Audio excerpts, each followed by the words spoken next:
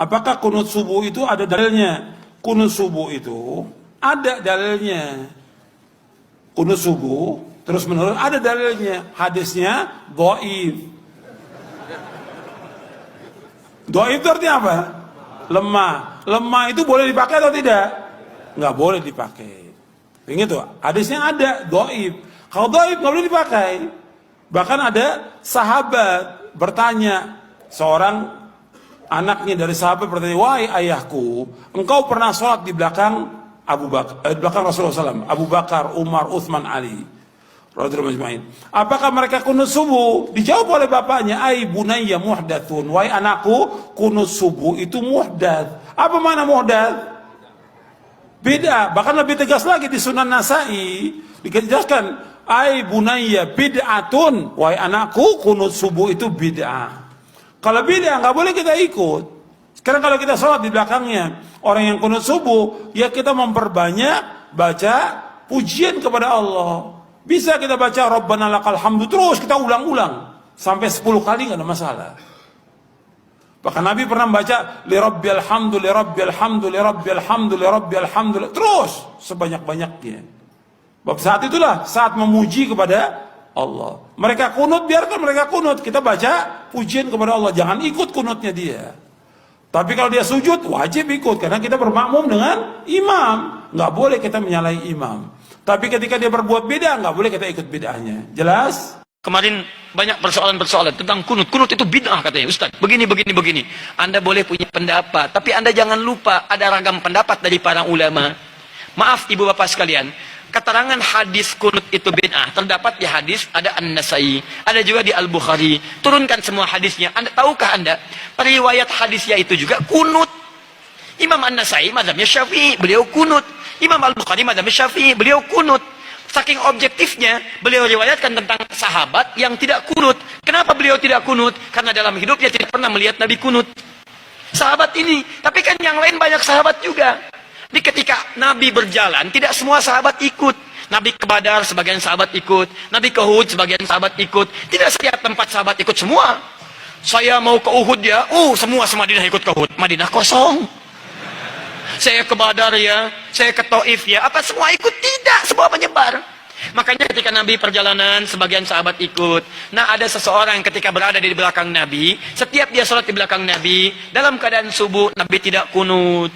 Sedangkan sifat sahabat itu mengamalkan apa yang dilihat. Jadi yang dia lihat itu yang diamalkan. Misal Wa'il bin Hujur sholat di belakang Nabi, Nabi turun pakai lutut. Abu Hurairah sholat di belakang Nabi, Nabi turun sujud pakai telapak tangan. Walaupun keduanya tahu riwayat itu, tapi mohon maaf, mereka mengamalkan apa yang dilihat. Wa'il pakai lutut, Abu Hurairah pakai telapak tangan. Dua-duanya benar, yang salah yang pakai kepala duluan. Belum apa-apa sudah ramai kepalanya. Ini bid'ah, ini salah, ini itu muka Anda dari ujung kepala sampai ujung kaki bid'ah itu. Kenapa? Karena Anda tidak belajar hadis dengan ilmunya. Ini yang tidak kunut di belakang Nabi karena dia sholat di belakang Nabi, Nabi nggak kunut. Tapi ada sebagian sahabat sholat di belakang Nabi, Nabi pernah kunut. Ada Abdullah bin Umar, Nabi mengajarkan kunut pada Al-Hasan cucunya. Dari situ disimpulkan oleh ulama. Apa kesimpulannya? Yang mau kunut silahkan. Maka Imam Malik kunut. Kunutnya sebelum ruku disirkan. Imam Malik itu Masya Allah, anak sahabat besar. Anas bin Malik, lahir anaknya Malik bin Anas, 93 Hijrah, lahirnya di Madinah, tumbuh di Madinah, besar di Madinah, jadi mufti di Madinah, wafat di Madinah, dikenal dengan Imam Madinah, Darul Hijrah, Imam Madinah kunutnya sir. Imam Syafi'i muridnya Imam Malik, lahir tahun 150 Hijrah, kunut. Beda dengan gurunya, Syafi'i dijaharkan, kunutnya ba'da ruku, bangun setelah i'tidal dijaharkan. Bacaannya sama dari Nabi, Allahumma hdini fiman hadait. Kalau jadi imam, Allahumma hdina fiman hadait. Imam Abu Hanifah wafat tahun 150 Hijrah, memilih yang tidak kunut, ngambil hadis sahabat yang tadi. Karena kata beliau asalnya tidak kunut. Ada kejadian di Bir Maunah, Nabi kunut, setelah itu tidak kunut lagi. Maka disimpulkan kunut itu menurut saya tidak ada. Karena sementara saja, setelah itu tidak ada. Maka kembali ke asal, tidak ada kunut. Abu Hanifah tidak kunut. Diamalkan itu dari yang tadi. Imam Ahmad datang kemudian, lahir tahun 163 Hijrah. Imam Ahmad muridnya Imam Syafi'i. Syafi'i muridnya Imam Malik. Imam Malik masa yang sama dengan Imam Abu Hanifah. Wafatnya duluan Abu Hanifah. Apa yang terjadi dengan Imam Ahmad? Kata Imam Ahmad, saya ambil yang pertengahan, tengah-tengah saja. Ini kunut jahar, ini tidak kunut. Saya ambil tengah-tengah. Apa tengah-tengahnya? Nabi kunut saat ada peristiwa besar membutuhkan doa. Sebelumnya tidak kunut. Saat ada peristiwa itu beliau kunut. Setelah itu tidak kunut lagi. Menurut pemahaman Imam Ahmad bin Hanbal. Maka saya simpulkan kunut itu saat ada peristiwa besar saja yang butuh doa.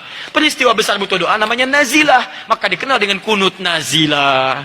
Tapi hebatnya Imam Ahmad dengan Imam Syafi'i tidak ada masalah. Salat di belakang Imam Syafi'i beliau kunut. Imam Syafi'i salat di belakang Imam Ahmad beliau tidak kunut. Imam Syafi'i datang ke tempat Imam Abu Hanifah. Imam Abu Hanifah sudah wafat.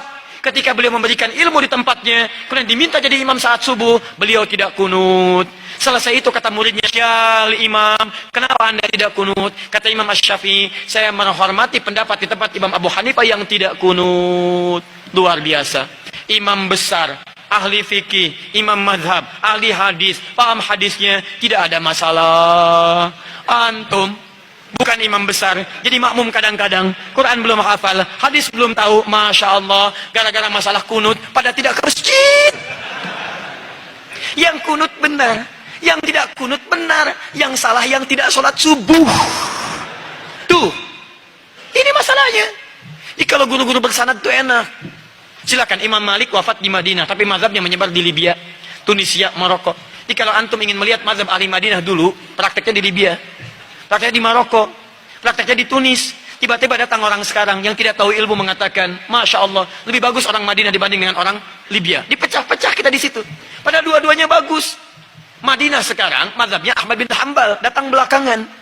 Yang dipraktekkan di Madinah dulunya mazhab Imam Malik, datang Imam Syafi'i, dipraktekkan Imam Syafi'i. Sekarang, maaf, yang pimpin itu mengambil mazhab Imam Ahmad bin Hanbal, dipraktekkan di dalamnya, dipraktekkan mazhab Imam Ahmad bin Hanbal. Kalau anda ingin melihat Madinah tempo dulu, pergi ke Libya, pergi ke Tunisia, pergi ke Maroko, pergi ke Aljazair, itulah mazhab Imam Malik di sana. Kalau ingin melihat kekinian, pergi ke Saudi, ada di Ummul Qura, ada di Madinah, ada sekitarannya mazhab Imam Ahmad bin Hanbal. Kalau ingin Imam Asy-Syafi'i, pergi ke Mesir, pergi ke Syria.